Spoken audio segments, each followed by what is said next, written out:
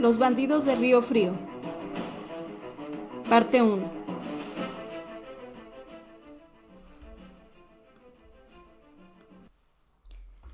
Capítulo 46.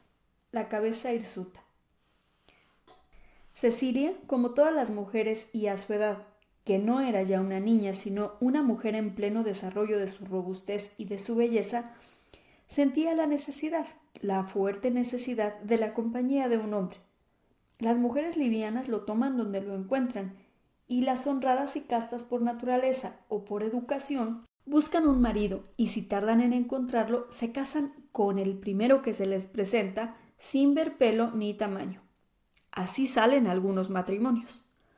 No obstante las instigaciones de la naturaleza, Cecilia pensaba y tomaba cuantas precauciones podía para no echarse un lazo al cuello, y de no pocos lances había escapado, como puede pensar fácilmente el lector, y además por temperamento era casta y por mera casualidad honrada.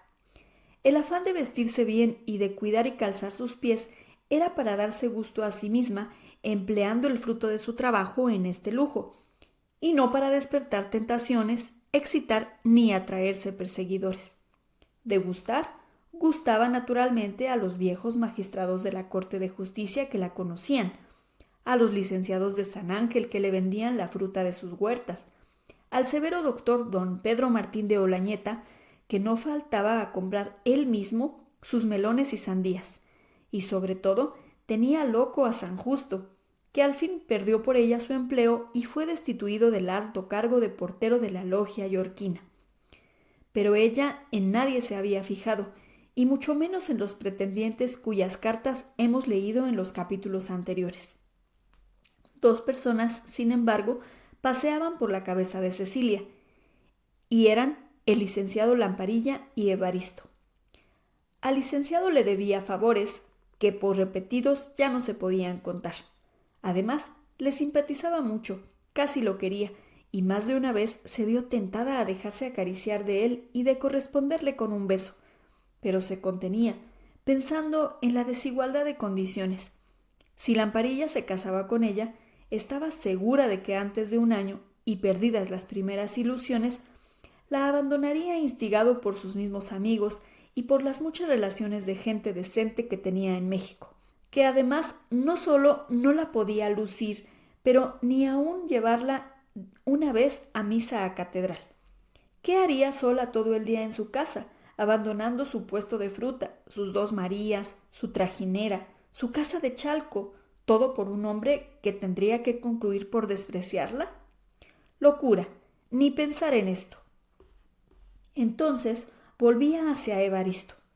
No quería ni acordarse de él, pero se le venía a cada momento a las mientes con una especie de terror que no podía explicarse. Ese hombre tenía que hacerle o mucho bien o mucho mal.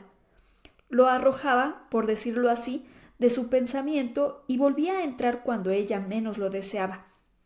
Desde que lo admitió como pasajero en su canoa, los grandes y fulminantes ojos del bandido la habían como sorprendido y causado una emoción interior entre agradable y dolorosa que tampoco se podía explicar. Pero, en fin, sus asuntos, sus cuentas, sus viajes en la trajinera, los bonitos reales que le sobraban los sábados después de hacer sus gastos y de tratarse a su modo y vestir como una reina, borraban las locas ideas que solían turbar su reposo y su alegría habituales. El domingo citado, muy puntual estuvo Lamparilla. Se desenterró del hoyo la barbacoa, que estuvo excelente, lo mismo que lo demás que puso Cecilia en la mesa. Al principio, el licenciado se condujo con mucha destreza, no cesando de hacer elogios de Cecilia, de los manjares, de la limpieza y buen servicio de las dos Marías, de lo fresco del comedor y del traje seductor de la frutera. Pero se cargó la mano de pulque colorado, que fermentó en su estómago más de lo necesario. Comenzó con necedades e imprudencias. Hizo ciertas proposiciones que ofendieron a Cecilia. Por último, se desmandó y quiso usar de atrevimiento a tal grado que Cecilia, con cualquier pretexto, lo dejó en el comedor y se encerró llorando en su recámara. «Si esto es ahora», dijo al entrar, «qué vida me esperaba casándome con el licenciado». Lamparilla, cansado de esperar el regreso de Cecilia, se enojó, dio palmadas en la mesa, riñó a las dos Marías que acudieron al ruido y concluyó por dirigirse al corral y montar a caballo, que ya tenía ensillado y dispuesto el mozo. ¿Qué vida me esperaba con esta ordinaria? Casarme con ella, ni pesada en oro, ¡qué locura! En el camino se disiparon de la cabeza del licenciado los espíritus de la sangre de conejo, y cuando llegó a su casa, reconoció que había estado imprudente, grosero e insoportable, y que Cecilia había tenido mucha razón en dejarlo plantado. A toda prisa se quitó las espuelas, subió a su recámara, botó contra el suelo su sombrero jarano bordado, se arrancó a tirones las calzoneras y se echó desesperado en la cama, con los ojos un poco húmedos, pero resuelto a no volver, al menos en muchas semanas, a la gran ciudad de Chalco. Después de este infausto domingo, Cecilia quedó un poco descuidada en su persona e indiferente a la suma de reales que le sobraban cada semana. Sus pensamientos se inclinaban exclusivamente a Evaristo. Si ella lo volviera a ver en Chalco, tendría gusto, pero al mismo tiempo miedo. Pero Evaristo no aparecía. Probablemente estaría en su rancho. ¿Ir a verlo con el pretexto de comprarle leña? Un momento se le paseó por la imaginación esta idea, pero se avergonzó de ella y la desechó como un mal pensamiento. Un sábado se presentó Jipila en el puesto de fruta. Hacía tiempo que no se le veía la cara. Había caído enferma, según dijo, de un reumatismo. El accidente le sobrevino en el rancho de Santa María de la Ladrillera, y con sus mixturas y cataplasmas estaba ya más aliviada y podía hacer sus excursiones por las lomas y dedicarse a sus trabajos acostumbrados. Volvería a sus antiguas posiciones de la esquina del callejón de Santa Clara y de la plaza del mercado. Añadió que había visto en el rancho de Santa María un muchacho muy parecido al que en otro tiempo hacía los mandados a Cecilia, quien inmediatamente pensó en Juan, tomó lenguas de la herbolaria y se propuso hacer personalmente una excursión para cerciorarse de la verdad.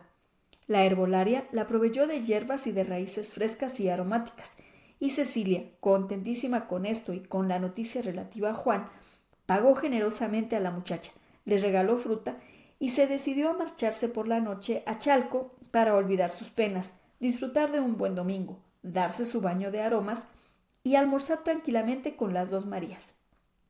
El puesto, por su cuenta y razón, lo dejaba a su amiga la recaudera vecina, que era, aunque gruñona, una vieja honrada a carta cabal.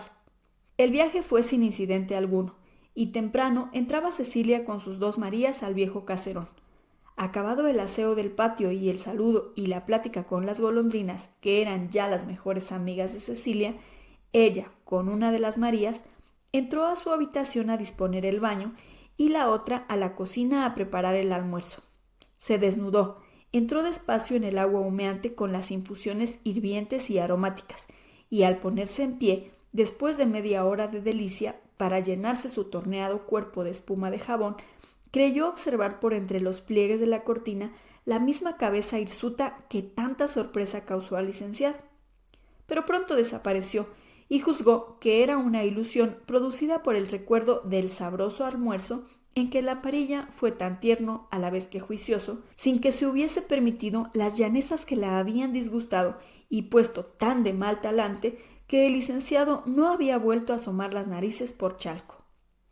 ¿Cuál fue su sorpresa cuando esa cabeza hirsuta asomó por la puerta de la recámara, seguida del cuerpo entero y musculoso de Evaristo, quien se dirigía derecho a la tina lanzando llamas por sus ojos grandes y temibles?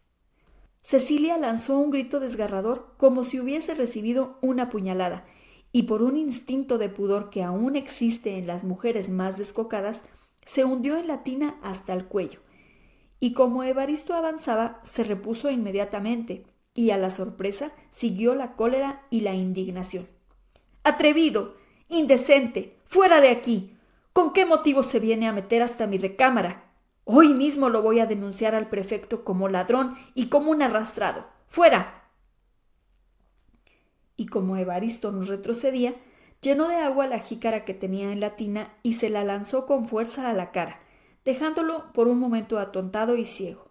Pero esto redobló el furor y los deseos impuros del bandido, quien, acercándose, asió de los brazos a Cecilia y con una fuerza hercúlea la levantó de la tina. Cecilia gritó, le aplicó un tremendo bofetón en la cara y siguió gritando.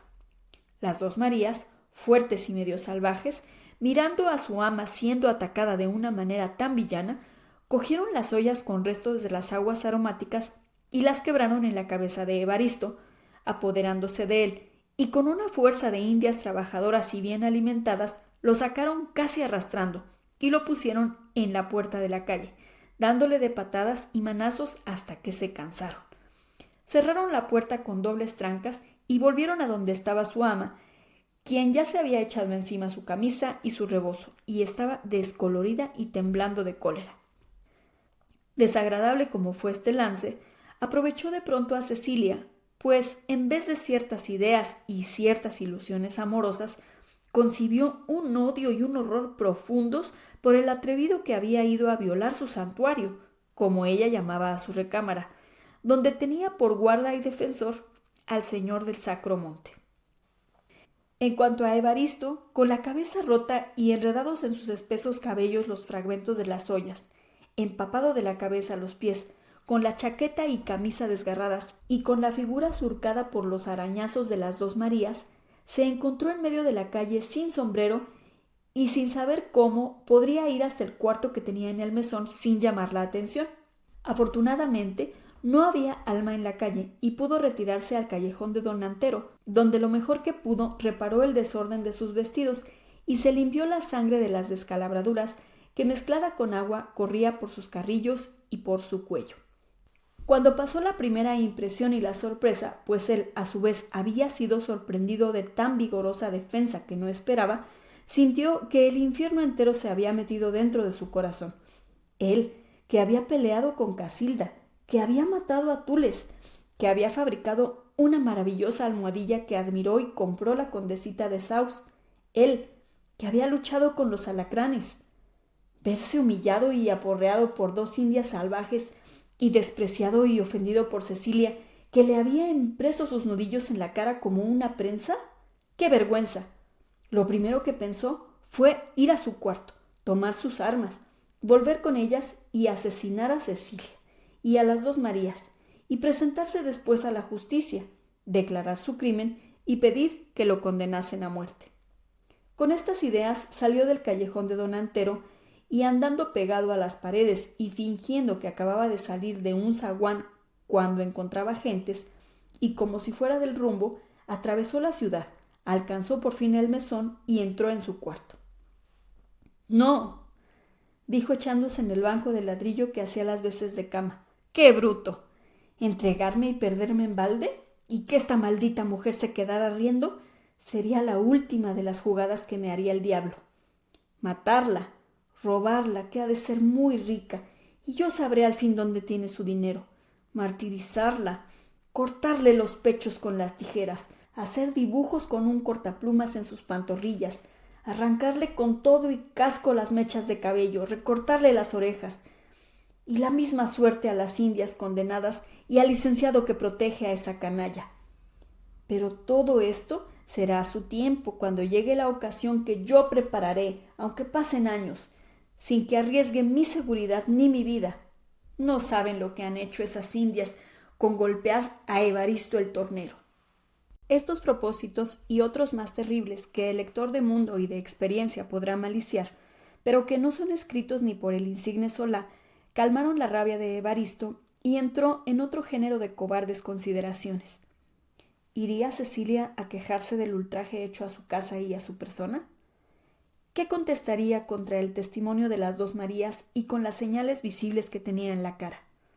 Por lo menos lo detendrían 8 o 10 días en la cárcel, y esto no podía convenir al asesino de Tules, quien constantemente tenía miedo de ser reconocido.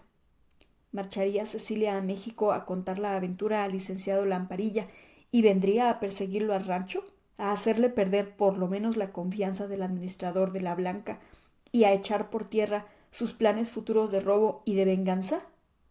Todo podía ser.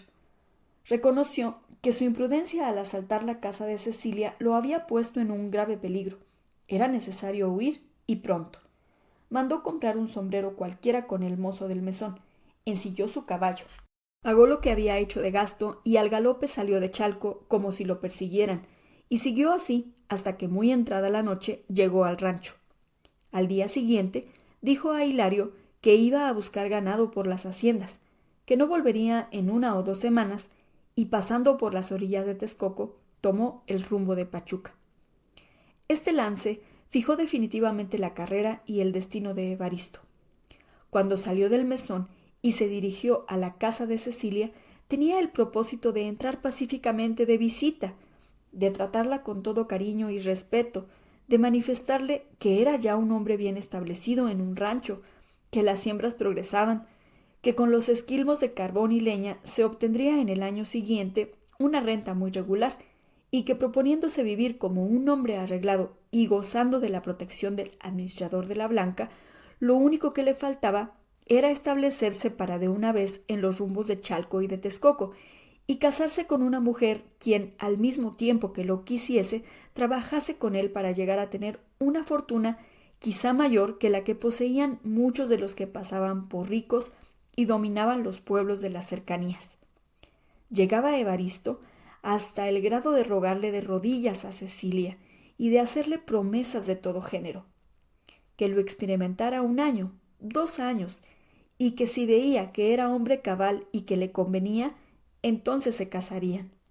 Si así hubiese tenido efecto esta entrevista, añadiéndose la fascinación de los ojos chispeantes de Evaristo, quién sabe lo que hubiera sucedido, teniendo en cuenta las disposiciones de Cecilia, que sentía una fascinación como la del ratón que entra sin su voluntad en la boca de una culebra.